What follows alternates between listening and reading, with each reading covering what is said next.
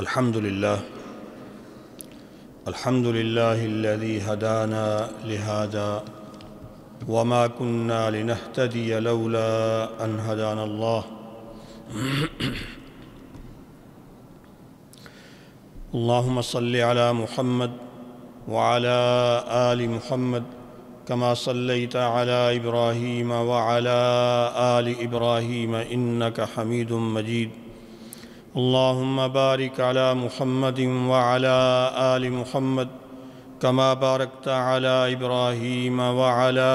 آل إبراهيم إنك حميد مجيد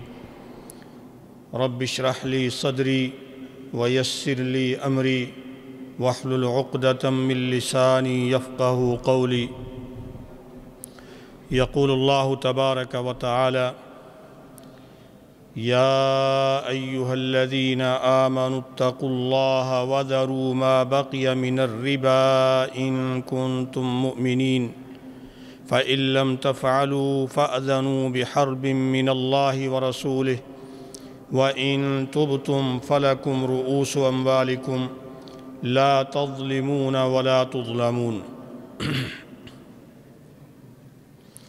ہر قسم کی حمد و ثنا اللہ وحدہ لا شریک کے لیے ہے۔ بے شمار لا تعداد درود و سلام پیارے پیغمبر حضرت محمد صلی اللہ علیہ وآلہ وسلم پر کہ اللہ تبارک و تعالی نے آپ کی بعثت کے ساتھ اپنے دین کو مکمل فرمایا اور انسانوں کے لیے ایک مکمل ضابطۂ حیات عطا فرما دیا۔ انسانوں کو، اللہ کے بندوں کو کسی بھی طرح کی کوئی بھی رہنمائی چاہیے، کوئی ضرورت، کوئی حاجت، کوئی مسئلہ، کوئی سوال، زندگی کا ہر گوشہ اور انسان دنیا میں رہتے ہوئے اسے کوئی دینی مسئلہ درپیش ہو یا دنیاوی، اسے لین دین کے مسائل ہوں، اسے خرید و فروخت کی ضرورت پڑے، اسے کھانے پینے کی حاجت ہے، اس کی ضروریات زندگی ہیں، اللہ تبارک و تعالی نے شریعت اسلامیہ میں اپنی کتاب قرآن مجید میں پیارے رسول صلی اللہ علیہ وآلہ وسلم کی احادیث مبارکہ اور سنت میں سب کچھ کھول کر واضح طور پر بیان کر دیا، اور انسان کو چاہے وہ کو چھوٹا ہے یا بڑا، ہر ایک کو حکم یہ دیا کہ وہ دنیاوی طور پر لین دین کرے، معاملات کرے، کاروبار کرے، کمائی کرے، اور پھر اپنی ضروریات زندگی پورا کرے، کھائے پیے، لباس پہنے۔ اس میں ایک چیز کا خاص طور پر خیال رکھے، اور وہ کیا ہے کہ حلال کا اہتمام کرے، حرام سے اپنے آپ کو، اپنے گھر کو، اپنے معاشرے کو، اپنے بازار کو، اپنی کمائی کو اور اپنے کھانے پینے، لباس، سب کچھ کو حرام سے بچا کے، حرام سے پاک کر کے رکھے۔ حلال ہو تو پھر اللہ کو اس کا کیا ہوا عمل بھی قبول ہے، حلال کمائی، حلال کھانا پینا اگر حلال ہے تو پھر صدقہ خیرات بھی قبول ہے، اور اگر حرام ہے تو نہ دنیا میں کچھ کیا ہوا کام آئے گا، اور آخرت میں تو پھر دوزخ اس کا انتظار کرتی ہے۔ حرام اگر اس کی تفصیل میں جائیں تو ایک بہت لمبا چوڑا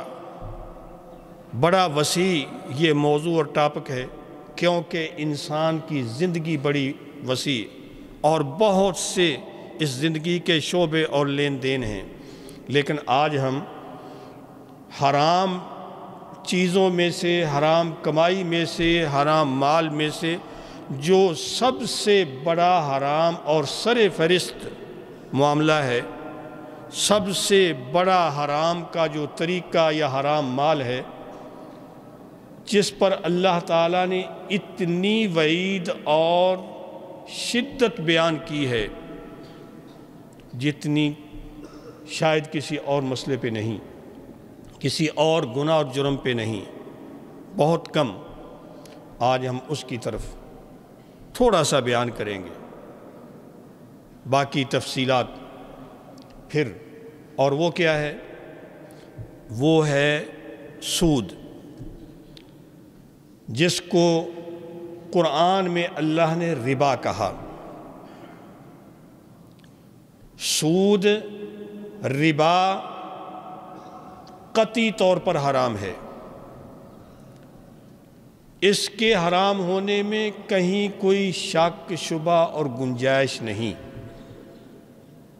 کہیں کوئی بھی تاویل، کوئی گنجائش، کہیں کوئی ادھر سے ادھر نکالنے والی بات نہیں، کیونکہ اللہ نے سیدھا کہہ دیا احل اللہ البیع وحرم الربا۔ اللہ نے کاروبار، خرید و فروخت، لین دین، تجارت حلال کیا ہے، لیکن ربا، سود کو اللہ نے حرام کر دیا، حرم الربا۔ اور اتنا سخت حکم بیان کیا اس ربا اور سود کے بارے میں اس آیت کے چند آیتوں کے بعد، وہ آیتیں جو میں نے شروع میں پڑھی اور سورۃ بقرہ کی آخری آیات میں سے یہ آیتیں ہیں، اور ربا کا یہ پورا رکوع اللہ تبارک و تعالیٰ نے سورۃ بقرہ کے آخر میں بیان فرمایا کہ اللہ تبارک و تعالیٰ یہ فرماتے ہیں یا ایھا الذین آمنوا اتقوا اللہ وذروا ما بقی من الربا ان کنتم مؤمنین۔ اے ایمان والو، اللہ سے ڈر جاؤ، اللہ کا تقوی اختیار کرو، اللہ کے عذاب سے بچ جاؤ، کیونکہ تقوی کا معنی یہی، اتقوا اللہ، اتقو، ڈرو اپنے رب سے، اپنے اللہ سے، اس کے عذاب سے، اس کی پکڑ سے، دنیا میں بھی اور آخرت میں بھی۔ کس بات پہ کیا ہے؟ وَذَرُوا مَا بَقِيَ مِنَ الرِّبَا، جو کہیں کسی کا سود رہ گیا ہے تو اس کو بھی چھوڑ دو۔ پہلے سود کے بارے میں مختلف اوقات میں قرآن مجید میں اللہ تعالیٰ نے احکام بیان فرمائے کہ سود سے پیچھے ہٹ جاؤ، سود بڑا خطرناک ہے، پیچھے ہٹو۔ آخر یہاں حرام کرنے کے بعد فرمایا کہ اب ہر طرح کا سود، تھوڑا ہو یا زیادہ، جیسا بھی کسی نے سود پہ مال دیا اور سود لینا ہے یا کسی نے دینا، سب کچھ چھوڑ دو۔ ان کنتم مومنین، اگر تم ایمان والے ہو۔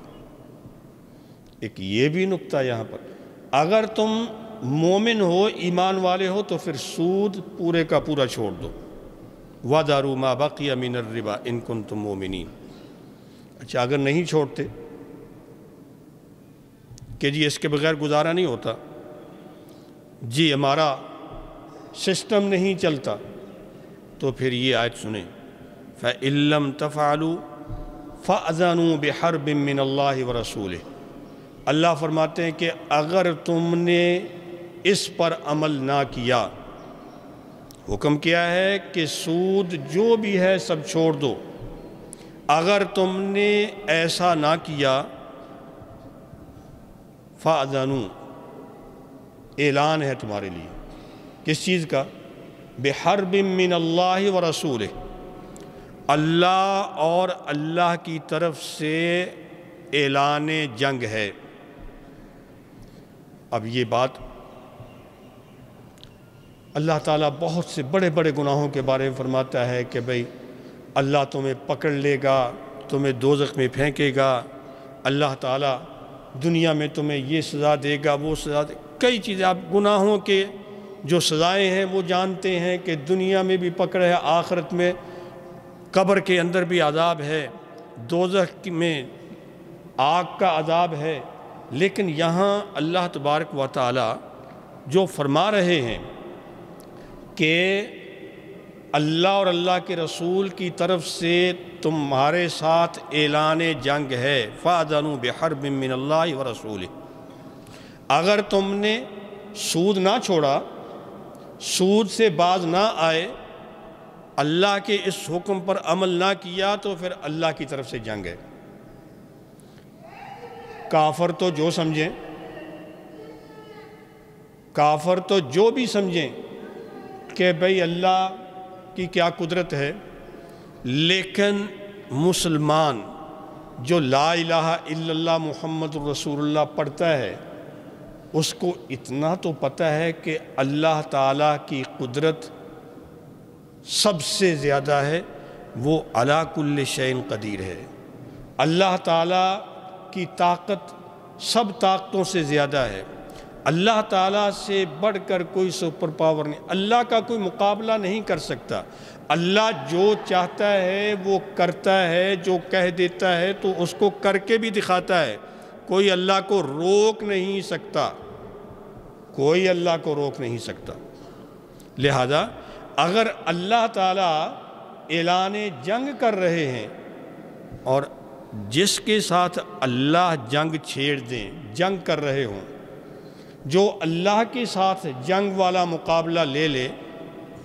جنگ مول لے لے، اب بتاؤ کہ اس میں فتح کس کی اور شکست کس کی ہے؟ ایک مسلمان کا ایمان اور یقین، چاہے وہ کتنا ہی کمزور ایمان کا کیوں نہ ہو، کہ جہاں اللہ ایک طرف مقابلے میں جو بھی اللہ کے ساتھ جنگ کرے گا تو فتح اللہ ہی کی ہے، شکست اسی فریق کی ہے، اسی انسان کی ہے جو اللہ کے مقابلے میں آیا۔ کوئی روک سکتا ہے اللہ تعالیٰ کی پکڑ سے؟ وہ اللہ کی مرضی ہے کہ اللہ تعالیٰ وہ جنگ کس طرح سے مسلط کرتا ہے، اللہ تعالیٰ یہ جنگ کس طرح چھیڑتا ہے اور اس کا اختتام کس طرح کرتا ہے۔ اس انسان کو یا لوگوں کو یا اس طاقت کو یا اس پاور کو، جو بھی لوگ کہیں، جو سود پہ کاربند ہوں، جو سود والے سسٹم کو چلائیں، جو سود سے جان نہ چھڑائیں،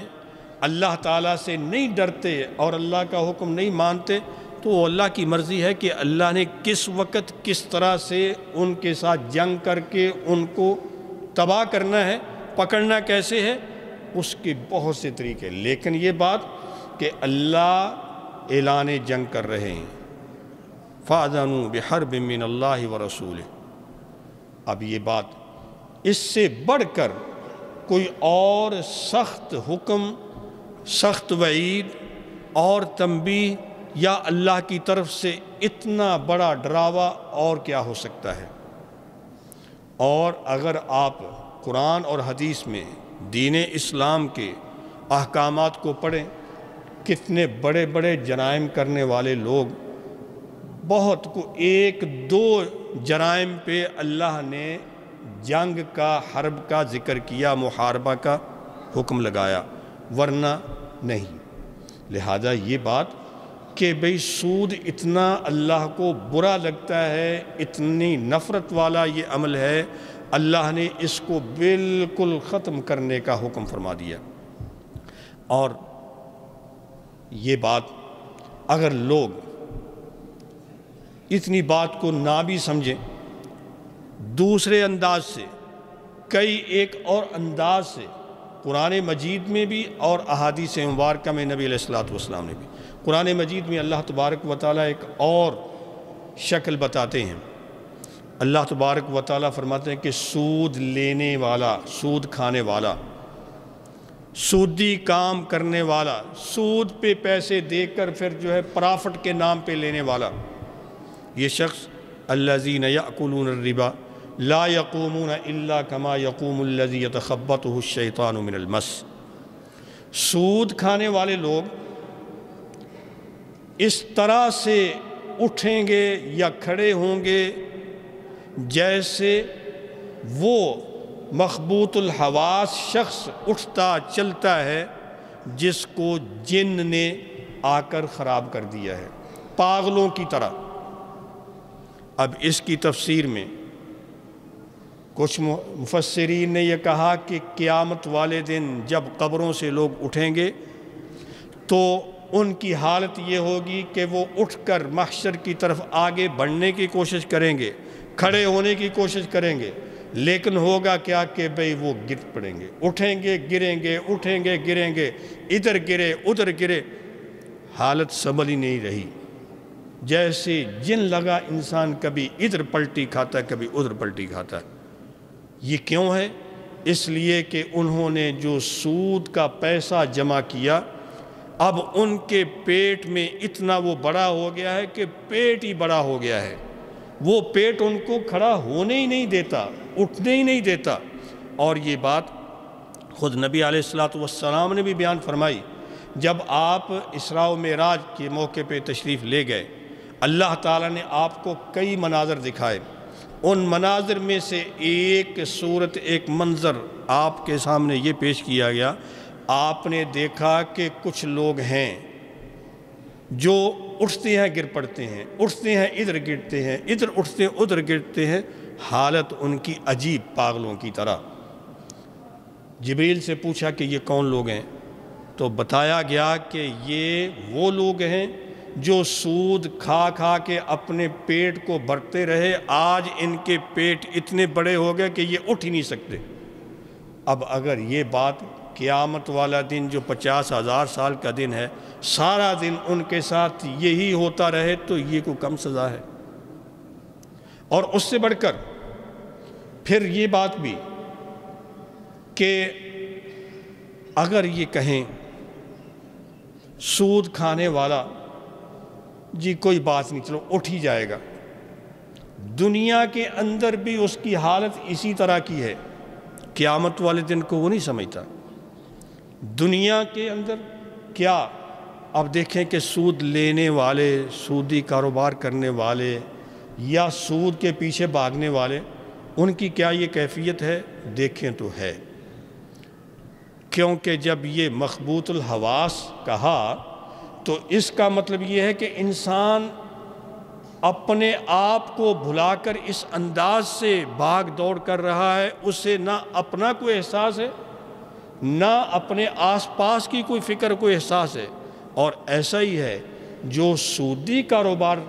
پہ پرافٹ لے کر پیسے جمع کرنے والا شخص ہے، وہ 24 گھنٹے اٹھتے بیٹھتے لیٹتے سوتے صرف اسی سوچ میں ہے کہ کہاں سے زیادہ ملتا ہے، کدھر سے اتنا آتا ہے، آج کتنا آیا تو کل کتنا آئے گا، یہ کیا ہوا وہ کیا ہوا، اور اسے اپنے آپ کی بھی کوئی ہوش نہیں، اور وہ اس سے کوئی فائدہ نہیں اٹھا سکتا اس مال سے، بلکہ اپنے بچوں کا بھی اس کو کوئی احساس نہیں ہے، اسے اپنے آس پاس کے غریب فقیر رشتہ دار دوست احباب بھائی بہن کوئی آ گیا کہ بھئی مجھے کچھ تھوڑی سی آج بہت اشد ضرورت ہے، تو وہ اس کو ایسے دھتکار دیتا ہے، اس کو تو دھتکار دیا، لیکن کیا یہ پیسہ اس کے بھی کام آئے گا؟ نہیں، بلکہ سود کا پیسہ اللہ فرماتے ہیں گھٹتا ہے، پیسہ سود کا گھٹتا چلا جاتا ہے۔ یمحق اللہ الربا ویربی الصدقات،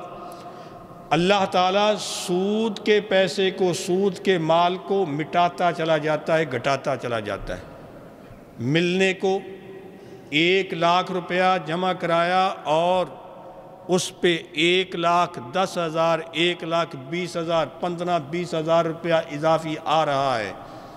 جی زیادہ آ رہا ہے، اللہ فرماتے نہیں، اللہ گھٹاتا ہے، یعنی اس سے برکت ختم ہو جاتی ہے۔ اور برکت ختم ہونے کے مختلف انداز یہ بھی کہ بھئی یہ بندہ اس مال سے خود کو فائدہ نہیں اٹھا سکتا، اس کے اپنے کسی استعمال میں نہیں، کیونکہ وہ بھاگ دوڑ میں ہی رہتا ہے۔ برکت کیسے اٹھتی ہے کہ کوئی ادھر بیمار ہوا تو ہاسپٹل میں، کوئی ادھر پریشانی آئی، کوئی ایکسیڈنٹ ہوا، پتہ نہیں کیا نقصان ہوا، پیسہ جو حرام کا آیا تھا وہ حرام میں نکلتا ہی چلا جاتا ہے، رہتا نہیں ہے، چاہے کتنا بینک بیلنس بڑھتا ہوا نظر آئے لیکن وہ آخر مٹتا ہے۔ یہ اللہ تعالیٰ کا بیان ہے۔ آئیں، نبی علیہ السلام نے سود لینے دینے والوں کے بارے میں جو ارشاد فرمایا، کتنی بری مثال، ایسا تصور پیش کیا کہ انسان کانپ جاتا ہے۔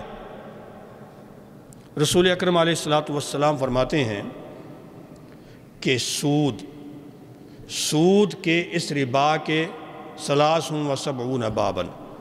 73 درجے ہیں، 73 صورتیں ہیں، 73 اس کی شکلیں ہیں، 73۔ اب اس میں چھوٹے سے چھوٹا درجہ جو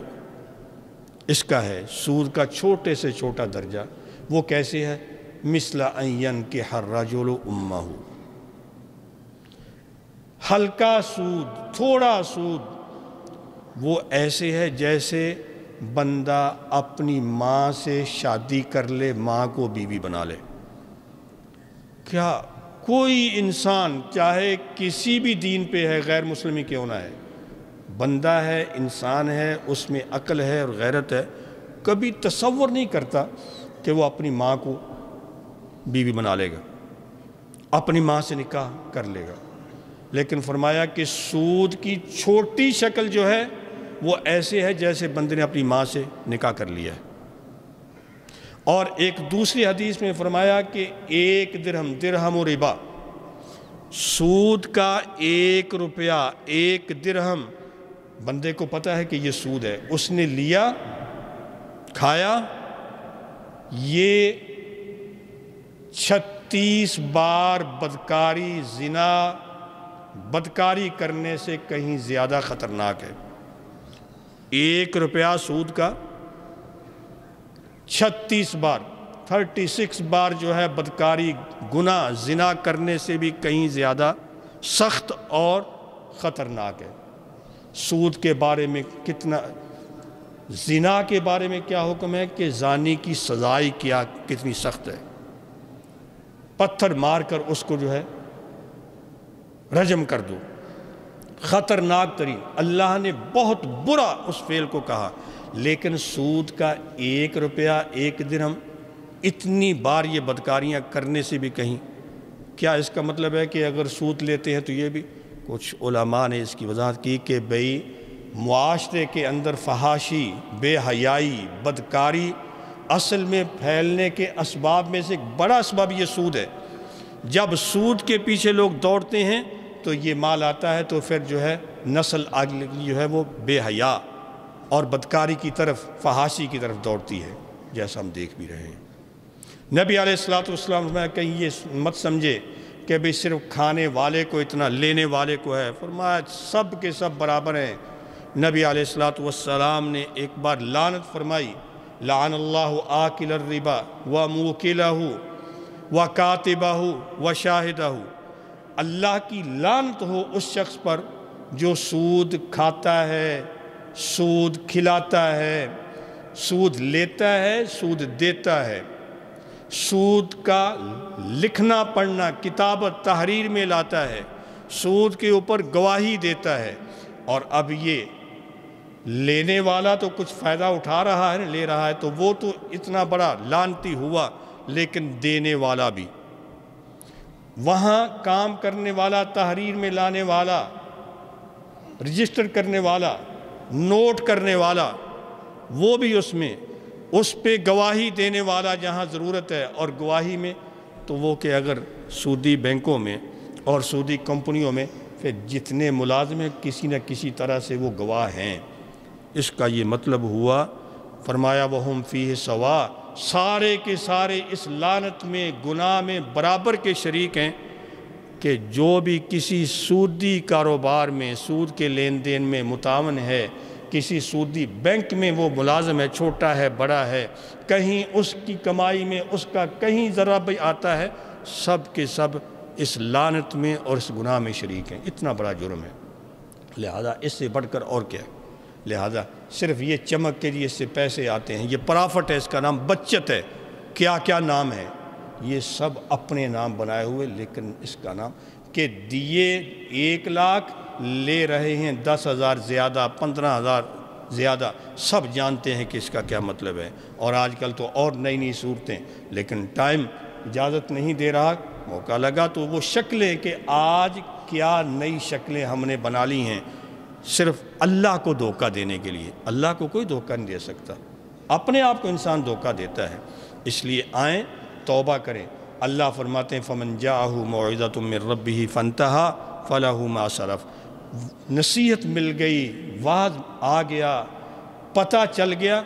پھر جو بندہ باز آ جاتا ہے تو پیچھے جو ہوا وہ اللہ معاف کرے گا، وہ اللہ کے حوالے، جو پیچھے ہو گیا۔ لیکن اب پتہ چل گیا، فوراً توبہ کر لو۔ وَإِن تُبْتُمْ فَلَكُمْ رُؤُوسُ أَمْوَالِكُمْ، تم اگر توبہ کر لو تمہارے اصل مال تمہارے ہی ہیں۔ یہ نہیں ہے کہ تمہارا مال ہی ضائع کرنا ہے، لیکن نہیں، سود نہیں ہے۔ لہذا ہم اس اعتبار سے توبہ بھی کرنے کا اہتمام کرنا، اللہ تعالیٰ کے غضب سے، اللہ کے عذاب سے ڈرنا، ملکی معیشت، اپنی معیشت، اپنا کاروبار، اس سب کو اللہ کے غضب سے بچانا، برکت کے خاتمے سے بچانا، یہ ہم سب کی ذمہ داری ہے۔ اور اس اعتبار سے اگر اب حکومت نے اعلان کیا ہے کہ جی اب وہ پاکستان سے سود کا خاتمہ کرنا چاہتے ہیں اور کریں گے، تو ہم اس کو کہتے ہیں بہت اچھی بات ہے، خوش آئند ہے۔ اس پر ہم ان کی تعریف بھی کرتے ہیں، لیکن یہ دعا ہے کہ اللہ ان کو توفیق دے۔ واقعتاً جو ہے حکومت بھی، عوام بھی، ادارے بھی، ہمارے عدالتیں، علماء، دینی غیر دینی، سارے کے سارے مل کر اس لعنت کے اور اس جرم کے خاتمے کے لیے کوشش کریں۔ اللہ تعالی ہم سے اس سود کا خاتمہ فرمائے، اللہ تعالی ہمارے مال و دولت میں برکتیں عطا فرمائے۔ وآخر دعوانا ان الحمدللہ رب العالمین۔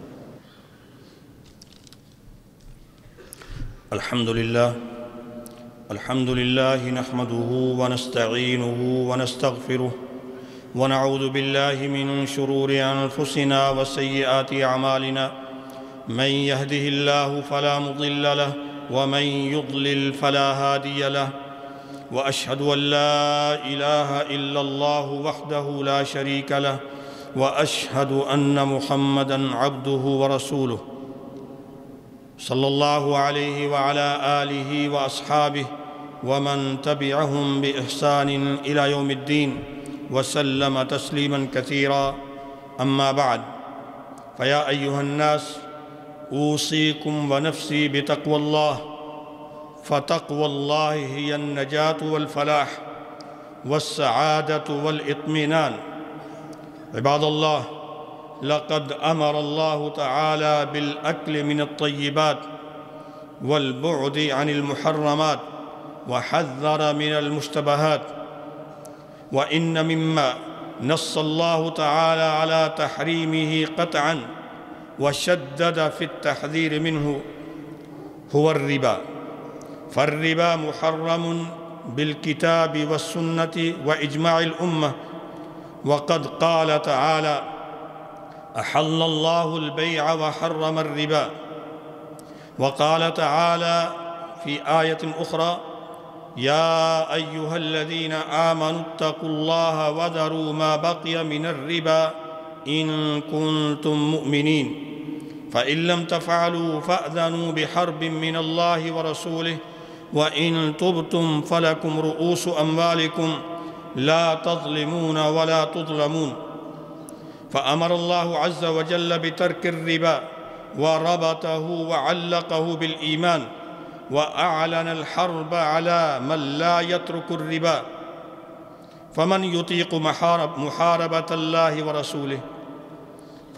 فالمرابي محارب من الله ورسوله وهو مغلوب لا محالة. والربا من الموبقات المهلكات، كما جاء في حديث أبي هريرة رضي الله عنه قال: قال رسول الله صلى الله عليه وسلم اجتنبوا السبع الموبقات أي المهلكات، وذكر منها أكل الربا. وقد لعن رسول الله صلى الله عليه وسلم آكل الربا وموكله، كما جاء في حديث صحيح: لعن رسول الله صلى الله عليه وسلم آكل الربا وموكله وكاتبه وشاهده، وقال: وهم سواء، أي سواء في الإثم. فكل من له علاقة بالتعامل بالربا وتعاون فيه فإنه واقع في هذا الوعيد الشديد. ومن عقوبات الربا أن الأموال المجموعة من الربا ممحوقة البركة، لا يستفيد منها صاحبها، بل يصاب بالشح والبخل، يأخذ ولا يعطي، لا يخاف الله ولا يرحم الضعفاء ولا يتصدق، بل يجمع ويعي، لأن الله حرمه من الانتفاع به، فهو ممحوق البركة. قال تعالى: يمحق الله الربا ويربي الصدقات، والله لا يحب كل كفار أثيم. كما وصف الله سبحانه وتعالى حال المرابي بقوله تعالى: الذين يأكلون الربا لا يقومون إلا كما يقوم الذي يتخبطه الشيطان من المس، فإنه في الآخرة إذا قام الناس من قبورهم وذهبوا إلى المحشر فإن هذا آكل الربا لا يستطيع أن يقوم، فإذا قام سقط وإذا قام سقط، لأن الربا تضخم في بطنه فعظم بطنه وثقل عليه، فكلما قام سقط والعياذ بالله. لا يقومون إلا كما يقوم الذي يتخبطه الشيطان من المس، يصبح كالمجنون، وأنتم تعلمون حالة المجنون، فإنه يقوم كالمجنون. وحالته في الدنيا كالمتخبط في جمع الأموال، ومشغول في حسابها، ولا يعرف نفسه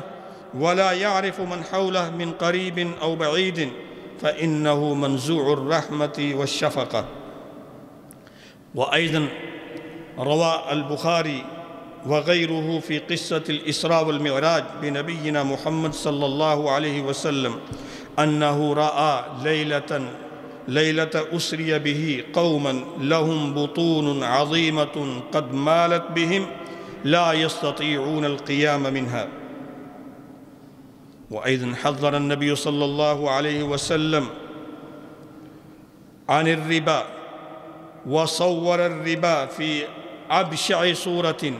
وكشف عليه الصلاة والسلام حقيقة الربا، وأبان بشاعته وقبحه بما يردع كل مؤمن ومسلم. فقال صلى الله عليه وسلم: الربا 73 بابا أيسرها مثل أن ينكح الرجل أمه. وقال في حديث آخر: الذي يأكل الربا 73 بابا أيسرها أن ينكح الرجل أمه. عباد الله، في هذه الأحاديث بيّن النبي عليه الصلاة والسلام قبح وبشع هذا الفعل المحرم وهو الربا. فهل هناك شيء أقبح من هذا أن يتزوج الرجل أمه أو يقع في الفواحش؟ فبين النبي عليه الصلاة والسلام أن الربا أشد من ذلك، فالربا فاق في قبحه وحرمته أنواع الزنا كلها، مع ما في الزنا من فساد الدين والدنيا، فقد سماه الله تعالى فاحشة وساء سبيلا، مع ما فيه من خيانة كبرى لزوج المزني بها ووالديها وأسرتها، وما ينتج عنه من فساد الأخلاق وارتفاع الحياء واختلاط الأنساب ووقوع الشكوك. رغم ذلك كله فإن الربا أشد تحريماً وأعظم جريمة مهما كان الربا قليلاً، كما في الحديث: درهم ربا يأكله الرجل وهو يعلم أشد عند الله من 36 زنية. فإذا كان هذا في درهم واحد فكيف بمن يأكلون الألوف بل الملايين؟ وكم هي خسارة من أسس تجارته على الربا، ومن كان كسبه من فوائد الربا، ومن كانت وظيفته كتابة الربا أو الدعاية له. وما هو مصير جسد نبت من الربا وأولاد أطعموا من الربا؟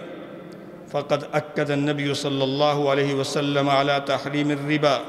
وإنهائه كاملاً في خطبة حجة الوداع قائلاً: ألا وإن كل ربا في الجاهلية موضوع،